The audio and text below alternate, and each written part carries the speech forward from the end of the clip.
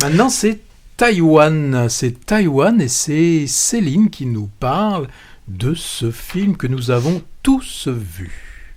Oui, je vais vous parler donc de Left-Handed Girl. En français, le titre pourrait se traduire par La petite gauchère.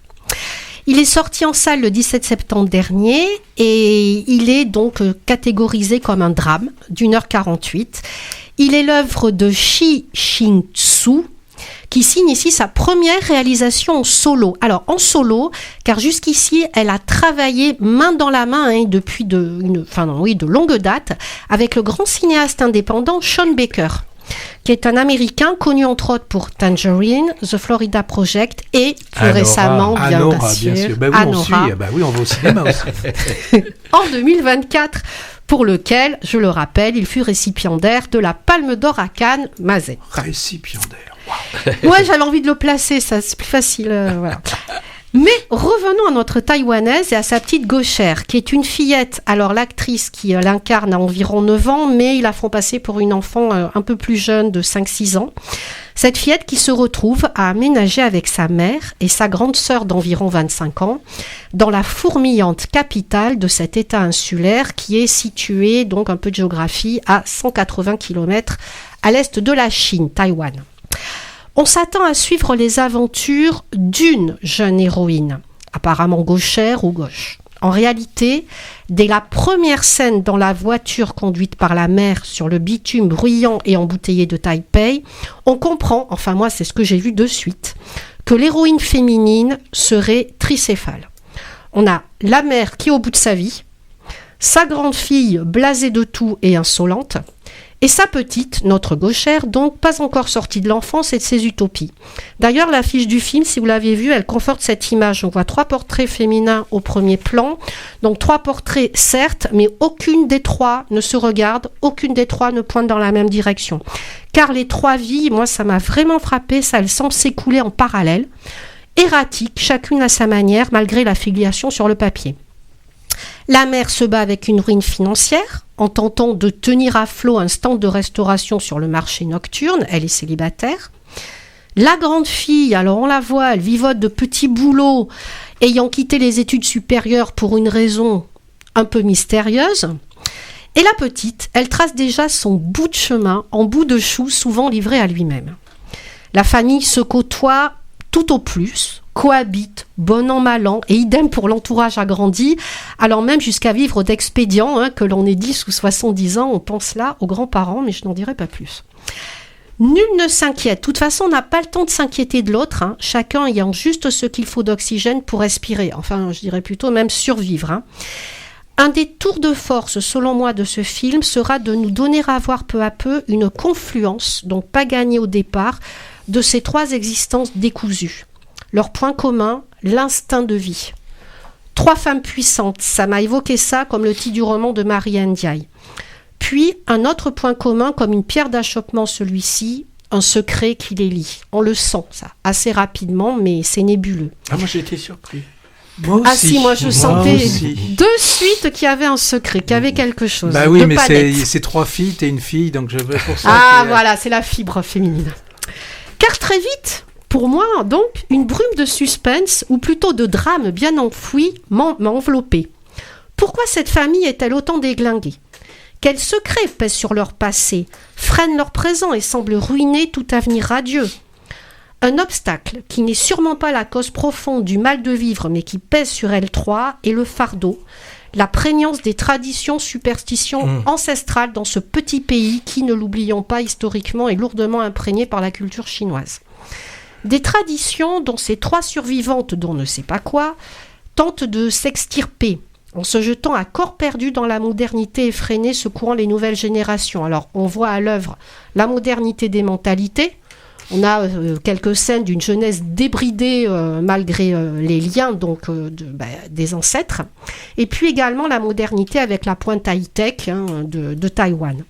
Et cette course en fait à la mutation intellectuelle et matérielle est à l'œuvre tout au long du film via un rythme inouï.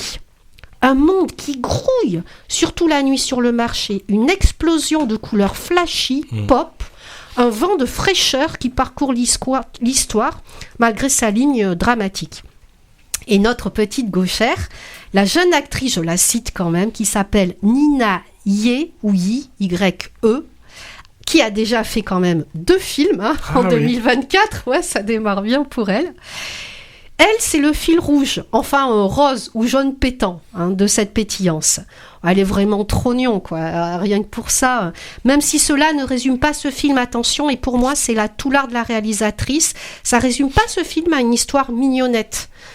Pour moi, c'est pas seulement fleur bleue, et loin de là, c'est acerbe, c'est violent, c'est revendicatif, parfois ironique, parfois juste drôle. Je pense à la scène du furet qui passe à la télé après être passé par-dessus le balcon. Enfin bon, il y a des moments vraiment drôles.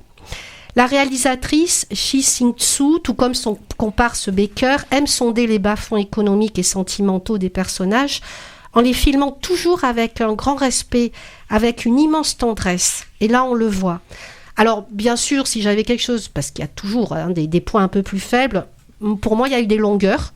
Parfois, je trouve qu'il y a vraiment eu des longueurs. Alors, lié à quoi j'y réfléchis, peut-être à un certain ronronnement du quotidien, diurne et nocturne. Il y a des moments, j'ai trouvé ça longué. Mais franchement, ne quittez pas la salle avant la fin. Non. La chute est totalement inattendue. La cocotte minute a enfin explosé, mais jamais, jamais je n'aurais pu imaginer ce qui y mijotait. Et toi, Hervé, où je finis mon bon. Alors j'y vais. Il avale. Comme on l'emmène dans le studio des pâtes de fruits. Alors moi je me sers. Alors comme Céline l'a dit, musique, image, tout est pop, comme du pop art, couleurs saturées, irréelles. Et pourtant on est bien dans un cinéma et sur grand écran. On a pourtant cette impression d'être sur son mobile et d'être sur Insta avec un peu des filtres comme on trouve sur Insta. Enfin, l'explication, je pense, vient du fait, et ça a été quand même assez intéressant de le découvrir, qu'il aurait été filmé en grande partie avec un smartphone. Il a été filmé avec un iPhone. C'est ce qui a pu donner cette possibilité de virevolter, de se promener dans ces marchés nocturnes. Donc tu l'as raconté, je vais pas revenir dessus, sur l'histoire de ces 3 femmes.